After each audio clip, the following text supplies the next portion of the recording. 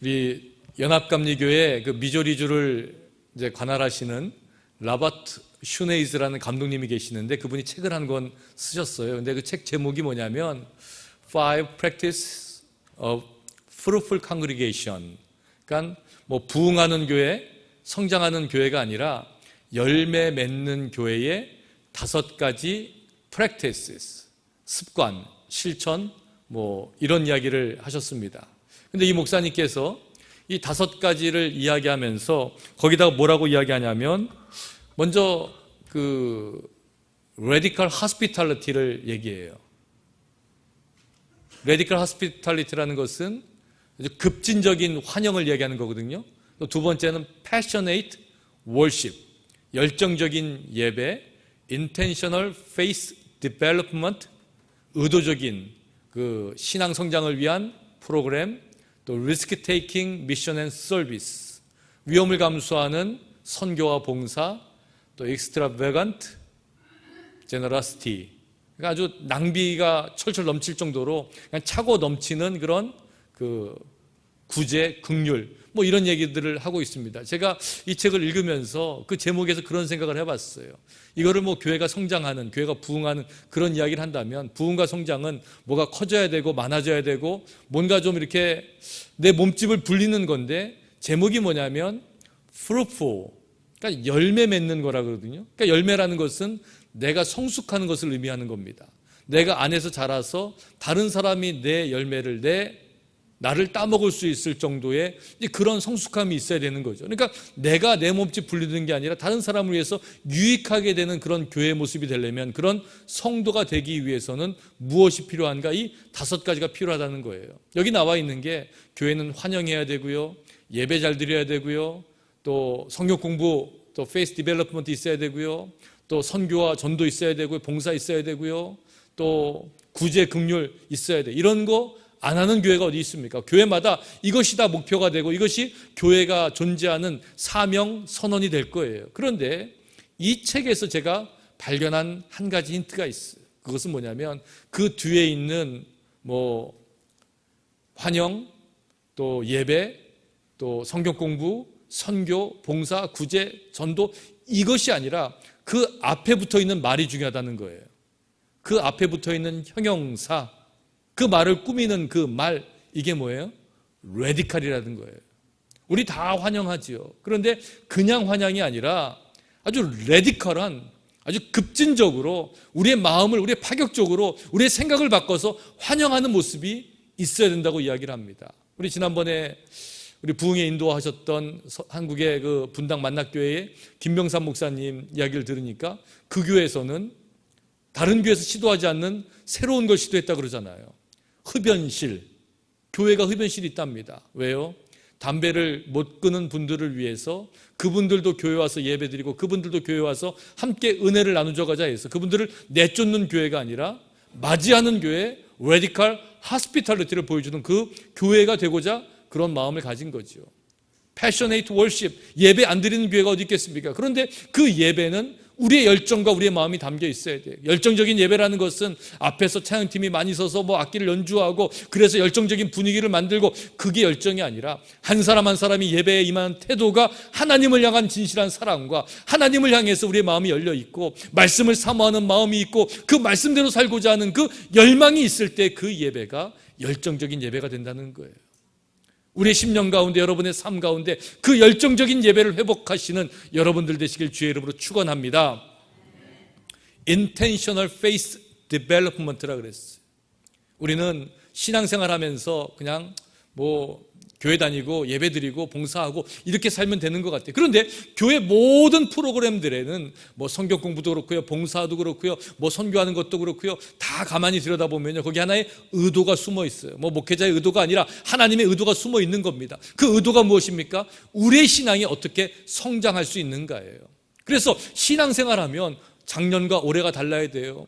또 올해도 뭐 1월달과 지금 9월달이 달라야 돼요. 왜? 우리 신앙이 성장하는 모습이 보여야 돼. 내가 느낄 수가 있어야 됩니다. 왜? 하나님의 은혜를 따라서 살아가는 우리 신앙의 모습 가운데, 예배하는 모습 가운데, 교회 공동체의 모습 가운데에 우리가 누릴 수 있는 것은 뭐냐면 우리의 신앙이 자라고 있다는 거예요. 그래서 우리는 성경 공부를 또 해야 되고 또 봉사하고 믿음 가운데 살려고 애쓰고 있는 거예요. 다음 주일부터 우리가 전교인 성경 공부라고 이름을 붙였잖아요. 왜? 그 누구도 빠짐없이 모두가 다 하나님의 말씀 가운데 우리의 신앙이 성장하기 위해서 그런 일을 하는 거예요. 제자훈련 한다고 광고했지요. 우리 목요일마다 모여가지고 하나님의 말씀을 붙잡고 어떻게 이 세상을 하나님의 제자로, 하나님의 자녀로, 예수 그리스도의 제자로 살 수 있을까, 이 고민하기 위해서 우리가 모이는 거예요. 엑스트라베간트, 철철 넘치는, 그냥 누가 낭비라고 생각될 정도의 그런 구제와 긍휼, 다른 사람을 아끼는 마음들이 우리 안에 있어요. 이것이 사랑이고 예수님께서 이 땅에서 보여주신 그 마음이라는 거예요. 리스크 테이킹 미션 앤 서비스. 선교 전도할 때, 봉사할 때 당연히 위험이 따르지요. 어디 가서 선교하는데 위험이 안 따르겠습니까? 저도 우리 카자흐스탄 우리 5분 보내지만 사실 마음속으로 걱정이 돼요. 또 아프시면 어떨까? 피곤하시면 어떨까? 또 비행기가 얼마나 멀어요. 또 어떤 분들은 갔다가 오는데 또 거기서 밤 비행기 타고 서울에 와가지고 새벽에 도착해서 또 잠깐 있다가 또 비행기 타고 여기까지 오는 그 일정이잖아요. 이런 거 생각하면요, 젊은 사람도 감당하기 어려운데 정말 우리 교회 7학년 학생들이 잘할 수 있을까? 그래요? 하지만 할 수 있죠. 왜? 하나님이 함께 하시니까. 아멘. 저는 그렇게 믿어요. 우리 하나님이 동행하시는 아름다운 그 선교가 될 줄로 믿습니다. 지난 2010년도에 IT에 큰 지진이 일어났어요. 얼마나 큰 지진이었는지 전 국가가 피해를 당했다고 해도 과언이 아니죠. 수많은 사람들이 죽었고요. 많은 건물들이 무너졌어요. 그런데 그때 그 나라 사람들만 또 어려움에 처한 게 아니라 거기에는 많은 선교단체가 나가서 함께 있다가 그 지진의 피해를 당했어요. 우리 연합감리교회도요. 우리 연합감리교회 자랑스러운 기구 중에 하나가 엄코라고 불러요. UMCOR이라는 게 있는데 이것은 어떤 기구냐면 우리 연합감리교회에서 이 전 세계에 어떤 특별한 재난이 일어났을 때 제일 먼저 투입되어서 구제하는 그런 단체예요. 구호단체예요. 근데 거기는 항상 준비하고 있다가 어디에서 무슨 일이 일어났다 그러면 당장 달려가가지고 그 사람들을 돕고 또 지원하고 하는 일을 해요. 그래서 지난번에 우리 말라리아도 많이 도우셨지만 이런 말라리아 같은 걸 하면서 UN 본부 이런 데서 아프리카에 돕자 그랬을 때에 어떻게 도울 수 있는가를 모르는 거예요. 말라리아가 전 아프리카에 있는데 각 고장마다 가서 교육시키고 모기장 나눠주고 이렇게 하고 하는데 어디서부터 어떻게 시작할지 모르는 거예요. 그런데 마을마다 갔더니 꼭 있는 게 있더라는 거예요. 우리 연합감리교회에서 파송한 엄코가 있더라는 거예요. 긴급 구호 단체가 있더라는 거예요. 그래서 그 기구를 통해 가지고 함께 말라리아를 없애는 운동을 벌여나가는 거예요. 그만큼 좋은 단체인데 그 좋은 단체를 이끄는 거기에 있는 그 체어가 샘 딕슨이라는 분인데 그 IT에 가가지고 지진 때문에 돌아가셨어요. 거기에 또 다른 또 선교사님도 갔다가 클린턴 랩이라는 목사님도 거기서 선교 회의하고 선교 때문에 그 자리를 방문했는데 거기서 지진을 만나서 돌아가신 거예요. 사람들은 그러죠. 아니 그렇게 험한 곳에 가서 뭐 합니까? 그냥 전화로 하든지 여기서 불러가지고 미국에서 하면 얼마나 안전하고 좋습니까? 그런데 우리는 그 선교지를 가는 거예요. 또 제가 그때 달라스에서 사역할 때인데 달라스 인근에 있는 하일랜드 팍 연합감리교회라는 아주 역사 있고 굉장히 훌륭한 그 교회가 있어요. 그 연합감리교회에서 안경 사역을 위해서, 안과 사역을 위해서 12명의 단기 선교팀을 파송했는데 그 12명이 그 지진에 무너진 건물에 갇혔어요. 다행히 다 구조가 되었는데 한 사람이 거기서 죽었어요. 진 안 와인이라는 여자분인데 49살 난 아주 젊은 여자분이었어요. 그 사역하러 그곳에 갔다가 죽었어요. 저는 선교하러 갔다가 그렇게 누가 하나님의 부르심을 받았으니까 참 교회가 어렵겠구나 이런 생각을 옆에서 하게 되었어요. 그렇잖아요. 우리가 선교팀 갔는데 누가 거기서 사고를 당했어요. 그러면 얼마나 어렵겠어요. 그리고 몇 년 전에, 그로부터 몇 년 전에, 그러니까 지금부터 한 10년 전에 2007년도에 한국에서 아프가니스탄에 그 봉사단체를 파견했다가 23분이 가가지고 탈레반에게 인질되었던 사건이 있었잖아요. 2명이 순교하고 21명이 오랜 시간 있다가 풀려날 때에 얼마나 많은 사람들이 손가락질했어요. 왜 위험한 데 가가지고 그렇게 어려움에 처하느냐, 왜 나라 망신시키느냐, 기독교가 이게 뭐냐 하면서 수많은 사람들이 들고 일어났잖아요. 그런 걸 생각하면서 우리 달라스에서도 이런 어려운 일이 있겠구나 생각을 했는데요. 놀라운 거는요, 그 달라스에 있는 분들 또 미국 사람들은요 전혀 이것을 어려움으로 여기지 않더라고요.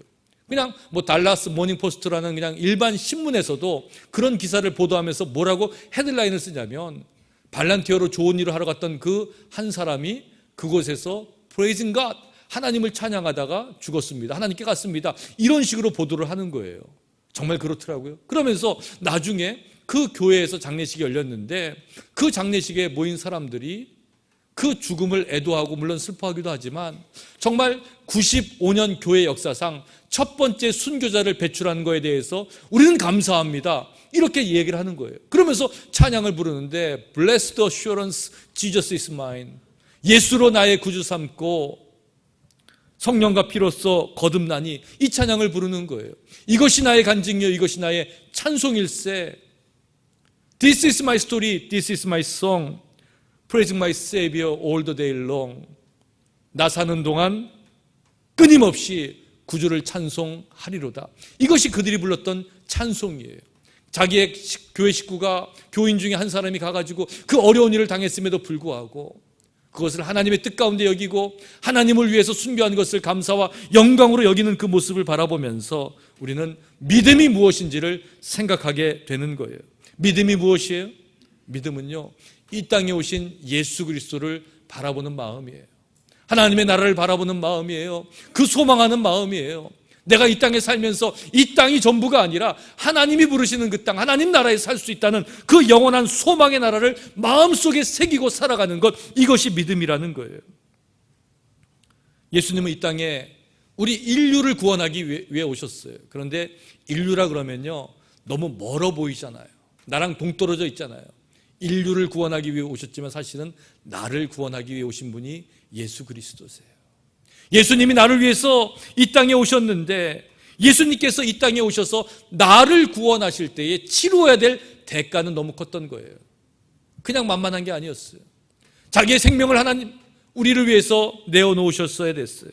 그것도요, 예수님께서 그 십자가에서 그 생명을 내어놓으셨는데 이것이 보장된 게 아니었잖아요. 이 땅 가운데 그 복음이 전해질 수 있을까? 하나님의 진리가 이 땅 가운데 선포될 수 있을까? 이 고민 가운데 예수님은 모험을 하신 거예요. 그래서 예수님께서 이 땅에 오신 것은 한마디로 이야기하면 모험이었어요. 과연 이 땅 가운데 복음의 씨가 내릴 수 있을까? 제자된 모습 바라보니까 형편없었어요. 배반하고요, 모른다 그러고요, 또 자기들 고향으로 내려가서 그냥 옛날 생업으로 돌아가고요. 이런 모습 바라보면서 과연 이것이 가능한 것인가? 이 복음이 전해질 수 있는 것인가? 이 고민 속에 빠졌던 거예요. 그런데 예수님의 모험은 하나님의 뜻 가운데 이루어지는 거예요.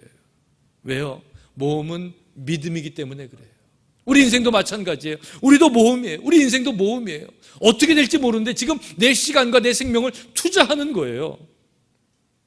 어떤 분이 결혼식을 주례하면서 신랑 신부를 앞에 놓고 그렇게 말씀하셨어요. The marriage is a risky business. 결혼은 위험한 비즈니스입니다. 그렇죠? 듣고 보니까 맞는 말이에요. 왜? 이 사람 뭘 믿어요? 이 사람 만났는데 그 사람을 향해서 내 모든 걸 걸잖아요.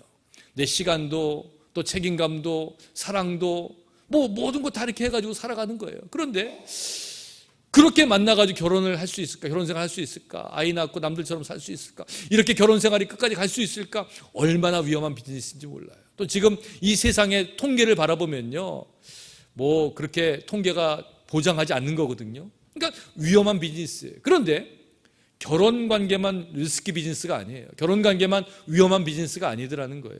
모든 인간관계를 바라보면요, 다 위험 부담이 있다는 거예요. 그렇잖아요? 동창이든 가게 손님이든 종업원이든 주인이든 목사와 교우든 뭐 친구든 뭐 속해 식구든 모든 사람들 만나면요, 모르잖아요. 이 사람이 어떻게 할 줄 알아요? 내가 이렇게 시간 쓰고 마음 줬는데 어떻게 배신당할 줄 알아요? 내가 이렇게 했는데 그 사람이 어떻게 나올 줄 알아요? 그러다 보니까 인간관계를 다 바라보면서 우리는 참 위험한 일을 하고 있는 거예요. 여러분, 이민생활 하면서 또 미국 사시면서 지금까지 계약서에 서류 사인 많이 하셨죠? 저희도 살다 보니까요, 자동차 살 때, 융자 받을 때, 뭐 집 사고 팔 때 사인 엄청나게 많이 해요. 그런데요, 그 사인할 때 거기 써 있는 글씨 다 읽어보고 사인하세요? 아니에요? 저만 그런 건 아니군요. 요즘은 세상이 좋아가지고요, 뭐 이렇게 포스트잇 같은 걸로 딱 붙여놓더라고요. Sign here. 그럼 거기다만 하면 돼요. 뭐 이니셜을 하면 이니셜을 하고, 사인을 하면 사인하고 탁탁탁탁 해요. 그런데 거기 있는 깨알 같은 글씨를 다 읽지 않아요. 근데 사인해요. 뭘 믿고요?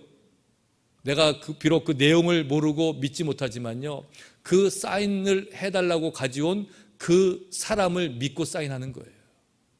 내가 잘못 사인해가지고 이 집이 누구 집이 될지 어떻게 알아요? 이 차가 딴 차가 될지 어떻게 알아요? 그런데 그것을 모르지만 사람을 믿는 거예요. 그렇죠? 우리도 예수 믿는 것이, 바로 하나님 믿는 것이 바로 그런 거예요. 뭐 천국을 알면 또 얼마나 알겠어요. 또 믿음에 대해서 우리가 얼마나 알겠어요. 하지만 우리를 사랑하신 하나님, 나를 위해서 십자가를 지시고 또 죽기까지 우리를 사랑하셨던 그 예수 그리스도, 그분을 믿기 때문에 그분의 나라를 믿는 것이고 그분의 나라를 우리가 소망하며 살 수 있는 것이에요. 신앙 안에서 우리의 삶이 모험이지만 사실은 신앙 안에서의 모험처럼 확실한 모험이 없어요. 왜냐면요, 신앙 안에서의 모험은요, 보장된 모험이에요. 사실 모험이라는 말은 위험을 감수하는 거거든요. 하지만 신앙 안에서의 모험은 위험이 없어요. 왜? 하나님이 함께 하시니까. 신앙은 그런 거예요. 하나님이 함께 하시는 거예요. 조그만 아이가 있었어요. 아버지가 심부름을 시켜요. 야, 저희 동네 가게 가가지고 뭐 좀 사와. 그 아이는요, 아버지 말은 들어야 되지만 나가는 게 무서웠어요. 위험해요. 왜? 나가면 동네 형들이 지키고 있거든요. 동네 형들이 너 일로 와. 그 때리기도 하고요. 동네 형들이 와서 너 이리 와. 그러면서 돈을 뺏기도 했어요. 그런데 어느 날 아버지가 심부름 시키면서 뭐라 그래요? 오늘은 나랑 같이 갈까? 그러면 그 아이는 어떤 마음으로 갈까요? 위험해요? 무서워요? 두려워요? 절대 그런 마음 없지요. 그 가는 길이 신나요. 옛날엔 나를 때렸던 형이지만 이제 나는 가서 발길로 하는데 뻥 차도 괜찮아요. 왜? 내 뒤에 누가 있으니까? 아버지가 있으니까. 우리 인생이 그와 같은 거예요. 나 혼자 갈 때에는요, 내가 모든 걸 감당해야 돼요. 내 앞에 있는 위험이 있어요. 내가 넘어야 돼요. 하지만 하나님과 동행하면요, 그 모든 인생의 길이 이게 보장된 길이에요. 하나님이 함께 하니까 위험하지 않아요. 하나님이 함께 하니까 두렵지 않아요. 하나님이 함께 하시니까 그 길은 신나는 길이 되는 거예요. 이게 신앙의 기쁨이에요. 여러분, 그 신앙의 기쁨을 누리시는 여러분들 되시길 주의 이름으로 축원합니다. 그런데도 우리는 여전히 의심이 있어요. 그런데도 마음이 불안해요. 왜요? 한마디로 이야기하면요, 살아계신 하나님을 믿지 못하기 때문에 그래요. 나와 함께 하시는 예수님을 우리가 인정하지 않기 때문에 그래요. 예수님의 능력을 내가 인정하지 않기 때문에 그러는 거예요. 우리를 사랑하시는 하나님을 신뢰하지 않기 때문에 그런 거예요. 그러니까 우리가 필요한 것은 세상이 어렵다고, 세상이 위험하다고 여기에 대해서 원망하고요, 이것 때문에 불평할 것이 아니라 이 세상의 주인 되시는 하나님을 향한 우리의 믿음을 다시 한번 돌아보아야 되는 거예요. 하나님의 선하심을 인정하고 모든 것을 주관하시는 하나님의 크심을 믿으며 우리를 사랑하시는 그 하나님을 신뢰하는 것, 이것이 우리에게 필요한 거예요. 하나님과 동행하면 더 이상 불안한 여행은 없어요. 오늘 성경 말씀을 쓴 바울은요, 고린도 교회에 18개월 동안 머물면서 그들을 사랑하고 교회를 세우고 하나님의 말씀을 증거했어요. 그래서 고린도 교회를 그 어떤 교회보다 사랑했어요. 많은 애정을 쏟았어요. 그 사람들을 눈물로 기도했어요. 그런데 바울이 그 교회를 떠난 다음에 들려오는 소식이 뭐였어요? 그 교회에 파가 생겼다는 거예요. 베드로파, 게바파라 그러죠. 아볼로파, 그리스도파, 바울파, 서로 파가 생겨서 서로가 서로를 헐뜯는 일이 일어나는 거예요. 거짓 사도들이 나와가지고 헛된 이야기를 하고 있는 거예요. 더군다나 자기들끼리 싸우면서 뭐라고 이야기하냐면 바울의 사도권을 의심하는 거예요. 바울이 사도는 무슨 사도냐? 바울이 예수님을 살아있을 때 본 적이 있느냐? 그렇지도 않고 사도라고 이야기하는 것이 과연 맞는 말이냐? 그러면서 바울을 블레임하기 시작하는 거예요. 비평하기 시작하는 거예요. 바울이 그런 소식을 들으면서 마음이 무지하게 아팠을 거예요. 그런 바울의 마음 가운데 바울은 이들을 향해서 눈물로 편지를 쓰는 거예요. 그래서 고린도서를 읽어보면 고린도 전서와 후서로 나눠져 있지만 거기에는 바울의 격렬한 감정이 느껴지는 거예요. 왜? 내가 그토록 사랑했던 사람들이 이러이러한 어려움 가운데 있는데 이들을 사랑하는 마음 가지고 편지를 쓰다 보니까 때로는 감정이 북받치기도 해요. 때로는 안타까운 마음이 있어요. 때로는 분노하는 마음도 있어요. 그런데 바울은 지금 그거를 글로 표현하고 있는 거예요. 바울은요, 편지하면서 그들에게 이렇게 이야기하는 거예요. 너희들이 나에 대해서 이런 이야기를 하는데 나는 그런 사람이 아니라는 거예요. 바울은 어떤 사람이었어요? 바울은요, 체험이 있는 사람이었어요. 열심도 있었을 뿐만 아니라 할 말이 정말 많이 있었어요. 특별히 예수님에 대해서 할 말이 많이 있었던 사람이었어요. 어떻게 해요? 바울은 예수님 만났잖아요.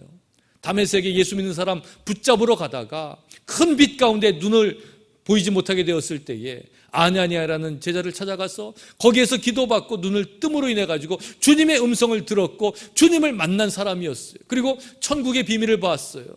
또 바울은 살면서 많은 기적을 경험했고요. 하나님의 신비를 깨달았던 사람이 바울이었어요. 이런 바울이 다른 사도들, 다른 이야기를 하는 그 사람들에 비해서 꿀릴 게 없다는 걸 이야기하고 있는 거예요. 나도 나들보다 더 대단한 사람이다, 할 말 있는 사람이다, 이렇게 이야기하는 거예요. 그래서 고린도후서 11장 5절 말씀해 보니까 나는 지극히 크도다, 사도들보다 부족한 것이 조금도 없는 줄로 생각하노라. 이 말씀만 읽어보면 굉장히 교만하죠. 내가 크다고요? 다른 사람보다 부족함이 없다고요? 그런데 바울이 이야기하는 건 뭐예요? 누구든지 나를 어리석은 자로 여기지 말라. 만일 그러하더라도 내가 조금 자랑할 수 있도록 어리석은 자로 받으라. 이렇게 이야기를 해요. 바울은요, 자랑할 게 있다는 거예요. 너희들보다 내가 자랑할 것이 많이 있다. 그러면서 이렇게 이야기하죠. 여러 사람이 육신을 따라 자랑하니 나도 자랑하겠노라. 다른 사람도 자랑하는데 내가 한번 자랑해봐? 그러면서 이야기를 시작하는 거예요. 그들이 히브리인이냐? 나도 히브리인이다. 그들이 이스라엘 사람이냐? 나도 그렇다. 그들이 아브라함의 후손이냐? 나도 그렇다. 이게 다 성경에 있는 말이에요. 그들이 그리스도의 일꾼이냐?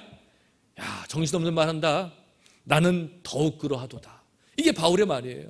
전통적으로 교육받은 거, 신앙적으로 어느 것 하나에 다른 사람에 비해서 모자란 게 없다는 것을 지금 이야기하고 있는 거예요. 충분한 자격과 조건을 가지고 그리스도의 일을 하고 하나님의 자녀로서 살아가는데 왜 사람들이 나보고 이렇게 이야기하는 거예요. 그런데 바울이 정말 자랑하고자 하는 게 있었어요. 30절 말씀이죠. 오늘 우리가 읽은 말씀이에요. 바울은 뭐라고 얘기하냐면요, 내가 부득불 자랑할진대 내가 약한 것을 자랑하리라, 이렇게 이야기를 하는 거예요. 뭘 자랑한다고요? 강하고 능력 있고 배우고 배경 좋고 이걸 자랑하는 게 아니라 나의 약함을 자랑하겠다고 이야기하는 거예요. 바울의 약함이 뭐였어요? 바울은 그 전에서 이런 얘기를 하고 있어요. 약함뿐만 아니라 환난과 고난, 자기가 당했던 그 위험과 어려움을 지금 바울은 이야기하는 거예요. 내가 수고를 넘치도록 하고 옥에 갇히기도 더 많이 하고 수없이 맞고 여러 번 죽을 뻔했다. 유대인들에게 40에서 하나가만 매를 5번이나 맞았고 40대 맞으면 죽는다 그러죠. 근데 하나를 빼고 39대를 때리는 거예요. 이것을 5번이나 맞았다는 거예요. 3번 태장으로 맞고 1번 돌로 맞고 3번 파선하고 일주야를 깊은 바다에서 지냈으며 주의 복음을 가지고 나갔는데 이런 어려움을 당했다는 거예요. 여러 번 여행하면서 강의 위험에서 강도의 위험과 동족의 위험과 이방인의 위험과 시내의 위험과 광야의 위험과 바다의 위험과 거짓 형제 중의 위험을 당하고 바울을 둘러싸고 있었던 것은 다 모든 게 위험이었어요. 강으로 가면 강이 위험했고요, 바다는 바다가 위험했고요, 산은 산대로 위험했고요, 이방인은 이방인대로 위험했고요, 바울이 가는 곳곳마다 위험이 도사리고 있었다는 것이에요. 또 수고하며 애쓰고 여러 번 자지 못하고 줄이며 목마르고 여러 번 굶고 춥고 헐벗었노라. 지금 바울이 이야기하는 거예요. 바울이 왜 이런 고생을 해요? 왜 이런 위험을 감수해야 했어요? 한 가지죠. 복음이라는 것 때문에 그랬어요. 바울은 그 복음 때문에 눈물로 기도했고요, 바울은 그 복음 때문에 위험을 감수했고요, 바울은 그 복음 때문에 그런 어려운 일에 환난과 고난 가운데 처해질 수밖에 없었다는 거예요. 왜요? 그 복음이 귀한 것이기 때문에, 그 복음이 생명이기 때문에 그랬다는 거예요. 복음이 뭐예요? 복음은 귀하고 복된 소식이에요. 하늘의 소식이에요. 예수 그리스도를 믿으면 우리가 살 수 있다는 그 소식이에요. 이걸 증거하기 위해서 바울은 그 위험을 무릅쓰고 나갔어요. 다른 말로 이야기하면 복음의 인생, 선교사의 인생, 전하는 인생을 살고자 그 위험을 감수했다는 거예요. 오늘 설교를 시작하면서 로버트 슈네이스 감독님이 쓴 5가지 열매 맺는 교회의 특징이 있다고 그랬죠. 그 중에 선교가 뭐였어요? 리스크 테이킹이라고 이야기를 했어요. 위험을 감수하는 선교와 봉사라는 거예요. 하지만 위험을 감수하는 선교라는 것은 말이 안 되죠. 왜냐하면 하나님이 함께 하시면 위험하지 않아요. 하나님이 동행하시면 그 선교는 은혜의 자리예요. 하나님이 함께 하시면 그 선교는 어느 곳을 가든지 간에 하나님의 뜻 가운데 있는 거예요. 그런데 그 선교가 위험하다고 생각되는 것은 우리가 하나님을 의지하지 않고 사람을 의지하기 때문에 그래요. 선교는 사람이에요. 하나님을 사랑하는 사람이 선교의 대상이고 선교의 주체가 되는 거예요. 그래서 하나님을 사랑하는 사람이 그 하나님을 전하고자 사람을 찾아가고 사람을 만나서 하나님의 일을 만들어 나가는 것, 이게 선교가 된다는 거예요. 어떤 분들은 그렇게 이야기를 해요. 선교는 선교사님들이 하시고요, 우리는 교회 잘 다니고 신앙생활 잘하고 그러면 되는 거 아니에요? 맞는 말이죠. 뭐 이름도 멋있게 붙이죠. 뭐 후방 선교사라고 그러고요. 또 뭐 기도하는 선교사라고 그래요. 그런데요, 믿는 사람들, 복음을 생명으로 여기는 사람들은요, 모두가 다 선교사예요. 모두가 다 선교사예요. 우리가 비록 미국에 살고 있지만, 내 집에 있지만, 그래서 선교사가 아닌 게 아니에요. 선교사는 하나님의 복음을 들고 믿지 않는 자들을 향해서, 복음을 모르는 자들을 향해 가서 전하는 게, 그게 선교사라면, 우리는요, 이 땅에 있지만 이 땅에서 선교사적인 삶을 살아야 되는 거예요. 선교사는 아니지만 선교사적인 삶은 살 수가 있는 거예요. 선교사적인 삶이 뭐예요? 우리의 삶의 중심이 복음이 되는 거예요. 우리의 삶이 하나님을 믿는 거예요. 우리 삶 가운데 역사하시는 하나님의 은혜를 바라보는 거예요. 그러면 우리의 삶이 선교사적인 삶이 될 수 있다는 거예요. 왜요? 우리가 살고 있는 시대가요, 바로 선교지이기 때문에 그래요. 옛날에는요, 자녀들 키울 때 사춘기에 아이들이 속썩이면요, 뭐라 그러는지 알아요? 부모의 마음으로, 사랑으로 인내하고 참으십시오, 이렇게 얘기를 했어요. 근데 요새는 뭐라 그러는지 아세요? 아이들이 속썩이고 말 안 들으면요, 그냥 아이들이 선교지라고 생각해, 이렇게 얘기를 해요. 그렇지 않으면 이해가 안 되거든요. 우리 2세들의 문화를 어떻게 이해할 수 있어요?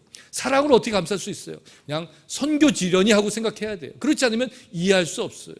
젊은 세대가 그런 세대가 되었다는 거예요. 우리가 살고 있는 미국 땅이요, 지금도 전 세계에서 가장 많은 선교사를 배출하는 나라예요. 그럼에도 불구하고 많은 미국 사람들이 교회를 안 가요. 신앙을 잃어버리고 있어요. 교회가 점점 줄고 있어요. 문을 닫고 있어요. 왜요? 이곳이 이제 선교지가 되어가고 있는 거예요. 차라리 아프리카의 어떤 나라가 기독교인 비율이 70%, 80%가 돼요. 우리는 아프리카 그러면 무조건 선교지로 생각하지만 사실은 그곳이 선교지가 아니라 우리가 살고 있는 이 땅이 선교지예요. 유럽에서 그렇게 기독교 신학이 발전하고 많은 복음을 전했던 그 나라들이 지금 어떻게 돼가고 있어요? 그곳이 교회 문을 닫고 있어요. 교회가 다른 곳으로 바뀌고 있어요. 왜? 이곳이 선교지가 되고 있기 때문에 그래요. 우리는 이 땅에 살고 있지만 그 마음을 가지고 선교사적인 삶을 살아야 되는 거예요. 선교사적인 삶을 사는 사람들의 특징이 있어요. 첫 번째는요, 십자가를 자랑하는 삶이에요. 다른 것을 자랑하는 것이 아니라 십자가를 자랑해요. 그러나 내게는 우리 주 예수 그리스도의 십자가 외에는 결코 자랑할 것이 없으니 바울이 이야기하는 거예요. 뭐만 자랑한다고요? 십자가만. 이게 선교사적인 삶이에요. 왜? 십자가는 예수 그리스도가 죽은 증거이기도 하지만 십자가는요, 내가 예수님으로 인해서 죽었다는 증거가 되기 때문에 그래요. 내가 예수로 인해서 죽었습니다. 내가 그리스도와 함께 십자가에 못 박혔나니 그런즉 이제는 내가 산 것이 아니요 내 안에 그리스도께서 사신 것이라. 이제 내가 육체 가운데 사는 것은 나를 위하여 자기 자신을 버리신 하나님의 아들을 믿는 믿음 안에서 사는 것이라. 할렐루야. 그 십자가를 자랑하고 십자가를 바라본다면 우리는 선교사적인 삶을 살 수가 있는 거예요. 두 번째로, 선교사적인 삶을 사는 사람들의 특징은 고생을 고생으로 여기지 않는다는 거예요. 여러분, 남자들은요, 만나면 군대 얘기하는데 정신이 없더라고요. 그거 몇십 년 지났는데 군보 내우고요, 뭐 그때 어디서 뭐 했다고 고생 얘기하는데요, 그냥 밤새는 줄 몰라요. 또 어떨 때 보니까 여자분들은요, 애 낳은 얘기하니까 또 밤새더라고요. 뭐 고생하고 얼마나 힘들었고 뭐 그래요. 또 여기 계신 분들 뭐 이민 초창기에 고생하신 얘기하면요, 책을 몇 권 써도 되잖아요. 또 6.25 경험하신 분들은 피난 내려온 얘기하면요, 한참 들어도 아직 한강다리도 못 건넜어요. 우리가 이렇게 고생한 얘기를 많이 갖고 살아요. 근데 고생인데 그게 머릿속에 남아있는 까닭이 뭐예요? 그게 우리 인생의 큰 자양분이 되었다는 거예요. 우리 인생을 살게 만드는 일이 되었다는 거예요. 그런데 선교사적인 삶을 사는 사람들의 특징은 뭐냐면요, 우리가 십자가를 바라보고 믿음으로 사는데 주의 일을 하는데 이게 고생이에요, 분명히. 근데 고생인 줄 모르는 거예요. 아니, 고생이 오히려 은혜라고 이야기하는 거예요. 우리 카자흐스탄에 선교하시는 우리 박기진 선교사님, 나는 그렇게 얼굴이 환한 분을 본 적이 없어요.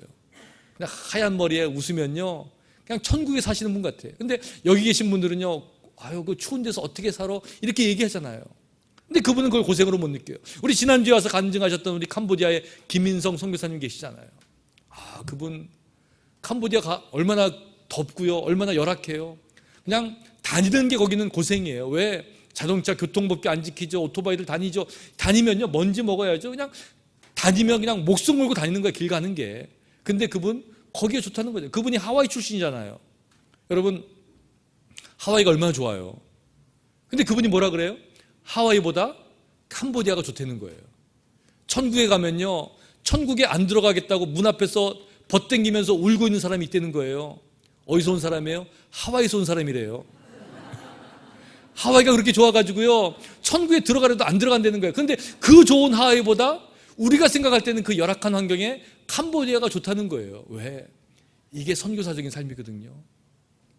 고생을 고생으로 모르는 거예요. 아니, 고생을 은혜로 하는 거예요. 여러분, 우리가 살고 있는 이 땅에서요, 뭐 고생이죠, 힘들죠, 어렵죠. 그런데 이게 고생이 아니에요. 여러분들 아이를 낳아서 키우는데요, 야, 나는 전생에 무슨 죄가 있어가지고 이 자식을 낳아서 내가 키워야 되는가, 이러면서 키운 분 계세요? 아이 키우는 게 고생이에요. 그 밤에 깨서 울죠. 젖 먹여야 되죠. 옷 갈아입혀야 되죠. 씻겨야 되죠. 얼마나 고생이에요. 그런데 아이 키울 때 그 아이가 방긋 웃으면 온갖 시름을 다 물리치고, 그 애가 재롱 하나 떨면 그것 때문에 내 인생을 다 줄 수 있고, 이렇게 잘하는 거잖아요. 그게 우리의 삶이었다는 거예요. 신앙도 마찬가지예요. 봉사하는 거 힘들죠. 고생이죠. 교회에서 섬기는 거 고생이죠. 그런데 이게 고생인 줄 모르고, 아니, 은혜로 알고 살아가는 것, 이게 선교사적인 삶을 사는 거예요. 여러분, 우리 신앙생활이, 여러분의 신앙생활이 고생을 고생으로 모르고, 아니, 고생을 은혜로 알고 살아가는 그 아름다운 신앙의 모습으로 바뀌시길 주의 이름으로 축원합니다. 그리고 마지막으로 선교사적인 삶을 사는 사람의 특징이 있는데요, 이건 뭐냐면요, 영혼을 사랑하게 되더라고요. 영혼을 바라보고 눈물이 나고요, 영혼을 생각하면 내 마음이 아파요. 지금 바울이 그 얘기를 하고 있는 거예요. 앞에서 많은 이야기 했잖아요. 내가 한번 자랑하겠다. 내가 유대인이다. 내가 이스라엘 백성이다. 내가 아브라함의 자손이다. 이거 자랑? 아니, 그 외에도 내가 뭐 매를 맞고 어떻게 되고 위험에 처했고, 이거 다 자랑하겠다고, 약함도 자랑하겠다고 했어요. 근데 그 바울이 뭐라고 이야기하냐면요, 이 외 일은 고사하고 이 외 일은 고사. 그 전에 얘기했던 것은 아무것도 아니라는 거예요. 내가 지금 얘기하고자 했는데 이게 진짜라는 거예요. 아직도 날마다 내 속에 눌리는 일이 있으니, 내가 지금도 밤에 깜짝깜짝 놀래고 자면서 마음이 아프고 생각할 때마다 마음이 쓰리고 이런 것이 있는데, 이것은 뭐냐면 곧 모든 교회를 위하여 염려하는 이것이다. 교회를 생각할 때 그 마음이 든다는 거예요. 교회 안에서 한 사람이 약하면 내가 약해지지 아니하고, 교회 안에서 한 사람이 넘어지면 내가 넘어지지 아니하겠느냐. 지금 바울의 고백이 이거예요. 바울은요, 교회를 위해서 기도하고요, 한 영혼을, 정말 그 한 영혼을 사랑했어요. 이게 선교사적인 삶이에요. 우리가 선교지로 나가지 않지만 이곳에서 한 영혼을 사랑할 수 있는 마음이 있다면 이것이야말로 선교사적인 삶을 살아가는 인생인 줄 여러분 믿으시기 바랍니다. 우리가 그렇게 살아야 돼요. 영혼을 사랑하며 살아야 돼요. 믿지 않는 영혼들을 사랑하면서 살아가야 돼요. 교회를 사랑하며 살아가야 돼요. 그러면 우리 삶의 자리에서도 얼마든지 선교사적인 삶을 살 수가 있다는 거예요. 여러분, 이제 우리 교회에 맡기신 사람들이 있잖아요. 선교지가 있잖아요. 카자흐스탄도 있고요, 브라질도 있고요, 멕시코도 있고요, 꼬치미도 있고요, 캄보디아도 있고요, 또 뭐 샬롬 장애인 선교회도 있고요, 또 우리가 각자 여러분들이 도우시는 데가 있어요. 교도소 다니시는 분도 계시고요, 또 북한 선교하시는 분도 계시고요, 또 우리가 돕고 있는 국내 선교, 또 아리조나 투산교회도 있고요. 우리가 다 협력해서 하나님의 일을 이뤄나가는 것들이 있어요. 또 우리는 직접 하지 않지만 우리 교회가 그래도요, 1년에 10만 불 정도를 교단에 내는 거예요. 이게 교단 선교비거든요. 뭐 그 외에도 많은 곳에 선교하고 또 선교비 보내고 하지만 그냥 10만 불 정도를 보내면요, 교단에서 이걸 모아가지고 개 교회가 할 수 없는 큰 일들을 하는 거예요. 아프리카에 대학을 세우고요, 이런 것도 운영하고요, 우리가 생각하지 못했던 큰 일들이 지금 일어나고 있는 거예요. 여성교회대로, 남성교회대로 이런 일들이 일어나고 있는 거예요. 왜? 영혼을 사랑하니까. 우리는 이 땅에 살고 있지만 선교자적인 삶을 살고 있으니까 그런 일들이 가능하다는 거예요. 여러분, 그 일을 감당하실 때에 우리에게 맡겨주신 영혼들을 사랑하고 그를 위해서 우리 함께 애쓰고 충성하시는 여러분들 되시길 주의 이름으로 축원합니다. 이제 카자흐스탄으로 이번 목요일날 5분이 단교 선교팀으로 나가요. 우리 이윤자 권사님, 이광원 장로님 나가게 했어요. 또 우리가 돕는 여러 선교지들이 있어요. 바로 이런 곳에서 우리 하나님의 은혜를 이루고 하나님의 뜻을 이루고 하나님의 역사를 이뤄나가는 우리 귀한 교회, 선교사적인 삶을 살아가시는 믿음의 식구들이 되시기를 주님의 이름으로 축원합니다. 아멘. 우리 기도하시겠습니다.